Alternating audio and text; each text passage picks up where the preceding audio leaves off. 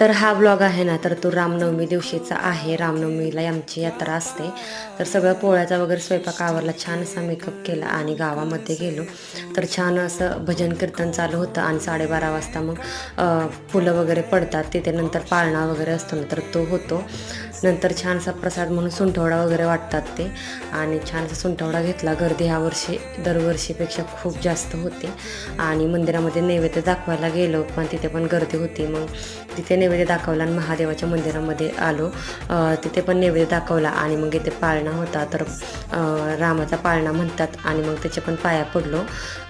यात्रेमध्ये थोडंसं फिरलो. मुलांची सगळ्यात जास्त गडबड चालली ती खेळण्यासाठी, ती म्हणजे खेळणी घेणं बाजूला, पण खेळायसाठीच त्यांची गडबड चालली होती. पहिली ती पळत पळत गेली आणि ह्याच्यामध्ये जाऊन बसली.